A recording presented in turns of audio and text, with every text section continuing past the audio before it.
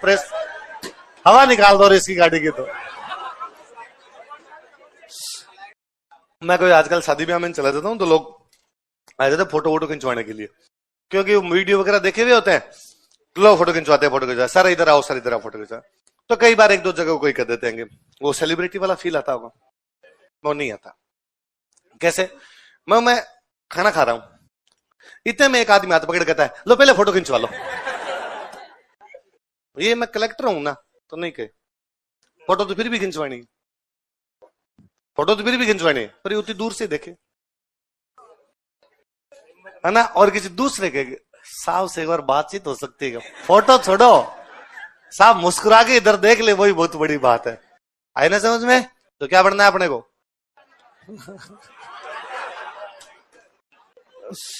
चलो थानेदार तो बनना है, उसमें तो हो, उससे नीचे नहीं जा रहे, पक्की बात।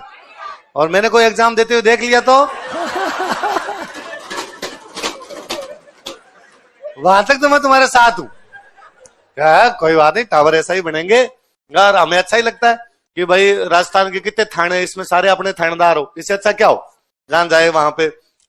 और मुझे हमेशा लगता है कि सामान्य अपने किसी से काम पड़ते तो पुलिस, छोटा मोटा काम कलेक्टर साहब से किस दिन काम पड़े? मेरा तो जीवन में कलेक्टर साहब से काम पड़ा नहीं, मेरी 7 पीढ़ियों का कलेक्टर साहब से काम पड़ा नहीं, आगे भी भगवान की दया से शायद ही पड़े कभी, पर पुलिस वालों से छोटा मोटा काम कोई पड़ जाता है।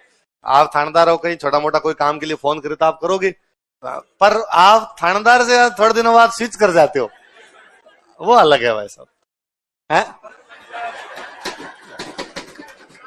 देखो भाई साहब क्या हालत।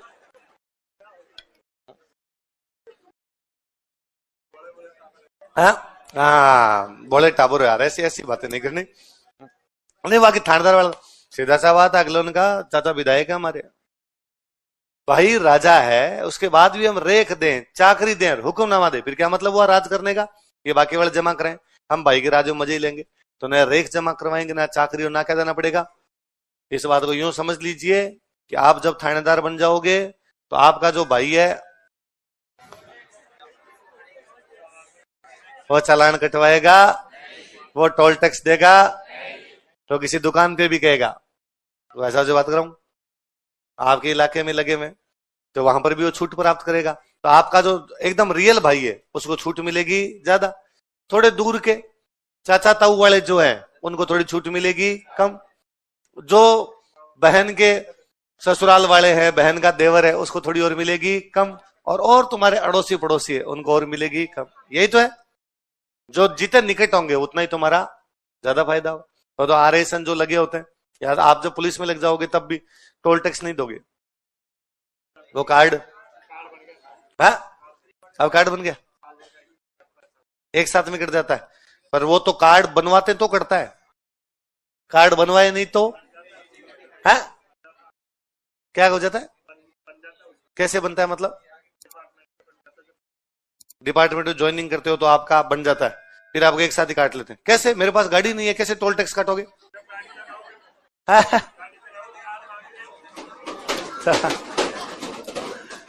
गाड़ी हाँ, अरे फिर आदि वो कार्ड दिखाता है वरना, जिसमें लिखा होता है बालम थानेदार। ऐसे थोड़ी कार्ड है। वो तो मैं हमेशा बताता रहता हूँ, मेरे एक फ्रेंड आरएस लगे हुए, उनकी शादी, उनका छोटा भाई भी आरएस लगा हुआ, वो सारे स्टूडेंट मेरे को फोन किया कि शादी में आना है, ठीक है आ जाऊंगा। तो मैं दूसरे दिन शादी में गया, तो मैं गाड़ी चला रहा, छोटे वाले भाई ने कहा सर मैं आप वाली गाड़ी में बैठ जाऊं, बैठ जा, माता ही करते करते चलेंगे, ठीक है। तो उसने कहा सर मेरी 2-3 रात की हो रखी नींद और मैं गाड़ी में सोऊंगा, तो मैं ठीक है तू आराम सो जा। मैं बैठा था, 1-2 लोग और बैठे हुए थे, हम आराम से चल रहे हैं। तो उसने कहा आप ने टोल टैक्स मत देना, और ये लो मेरे वाला कार्ड पकड़ो, कहीं भी टैक्स वाला हो तब ये दिखा देना, और बढ़िया आपने बचत की, हमने कार्ड लिया अगले। अब होता क्या, नॉर्मली क्या होता है कि, और वो कार्ड है ना कई लोगों के पास होते हैं,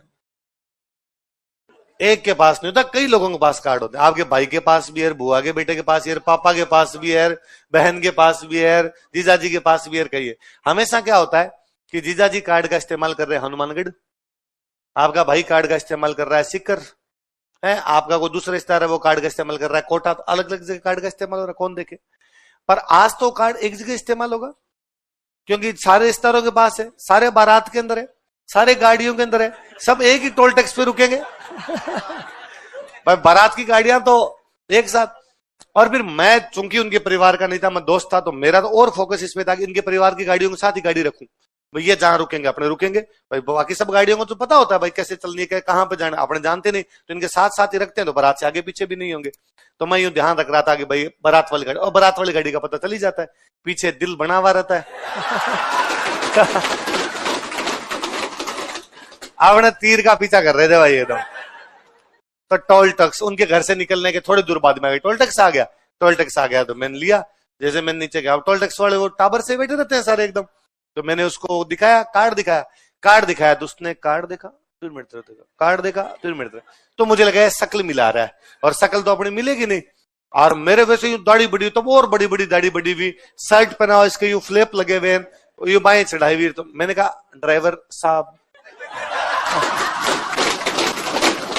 मैंने कहा साहब रेस्ट, और वो सो रहा था, मैं साहब रेस्ट कर रहे हैं, मैं ड्राइवर ड्राइवर। अब वो वापस वो कभी उसकी तरफ देखे, साहब की तरफ देखे, हाउस गार्ड देखे। तो मेरे को गुस्सा है, मैंने खड़ा किया, मैं यार तेरा कार्ड चलता तो मैं 50 रुपए जमा करवा देता हूँ इसको। अरे यार 5 मिनट हो गए, कभी मेरे को देख रहा है, कभी तेरे को देख रहा है, कभी कार्ड को देख रहा है। तो उसको बड़ा गुस्सा है, नींद से उठा, उसने क्या रे खोलिए, हटा यहां से। तो उसने, वो बेचारा बड़ा इनोसेंट सा बच्चा, उसने कहा सर इससे अभी अभी 9 गाड़ियां निकली है।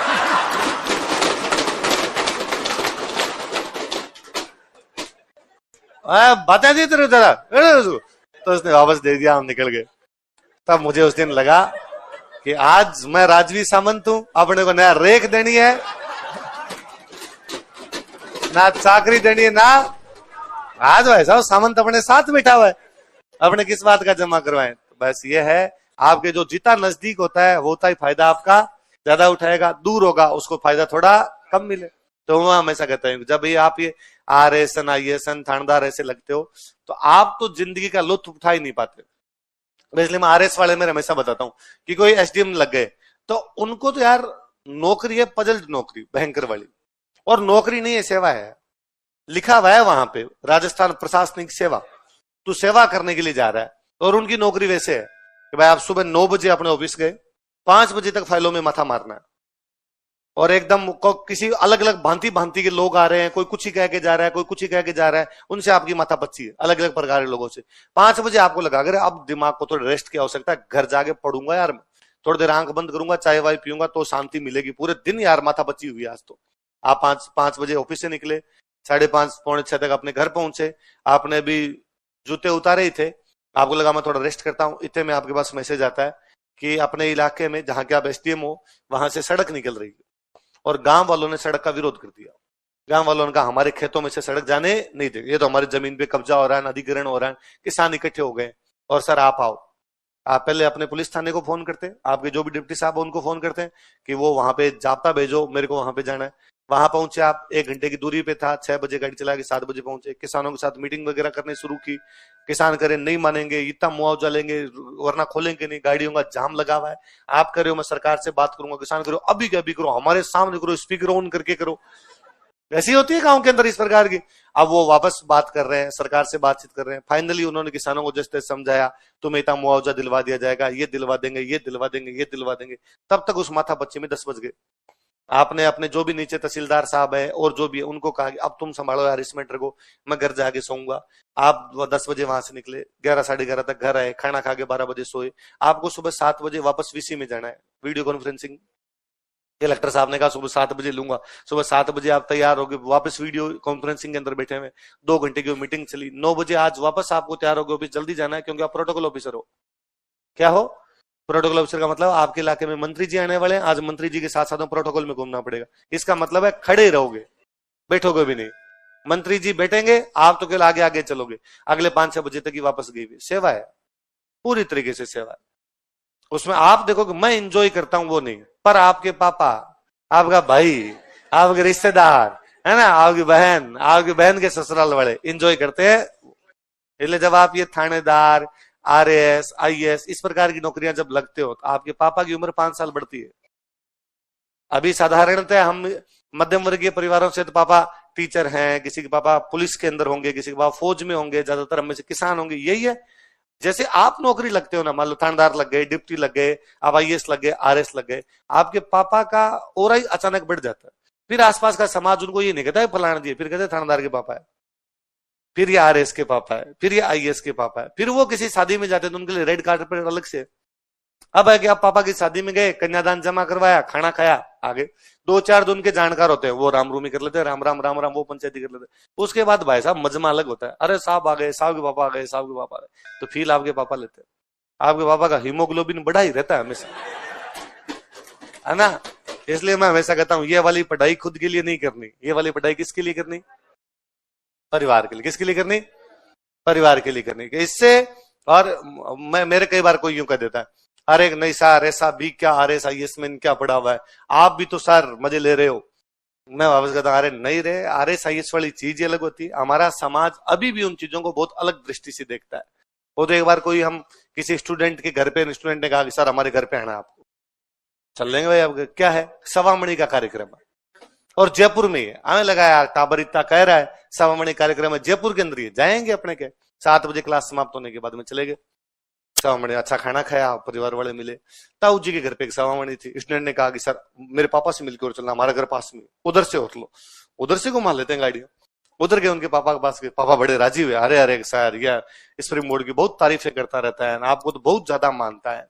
स्टूडेंट ने हमारा इंट्रोडक्शन कराया, ये कोरोना से पहले की बात है, तो तब तक कोई वीडियो वगैरह भी नहीं देखे होते थे। उसने वापस इंट्रोडक्शन कराया कि हमारा राजू सर। उन्होंने अरे आपकी जो इतनी कहानियां सुनाता है, ये सारे दिन बात बताता रहता है। अपने को अच्छा लगा कि अरे यार वेरी गुड।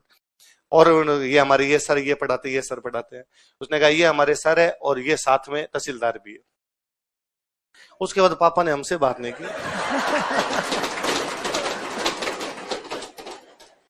पापा वैसा पूरा फोकस उधर ही था। चाय आई, हम बिस्किट चुपचाप ही हूं। पापा तहसीलदार साहब से बात कर रहे हैं, साहब वो हमारी एक जमीन है और उसमें क्या हो सकता है, हमें तो करें चाहे पिल्लो रहे मास्टरों। मैं सोच रहा था, इतने में और कह दिया ये जो तहसीलदार सर है ना, इनके तो मिसेज है ना वो भी एसडीएम है। फिर तो भाई साहब पापा का हमारी तरफ आंखें ऐसी थी कि ये बिस्कुट क्यों उठाया, नीचे रख।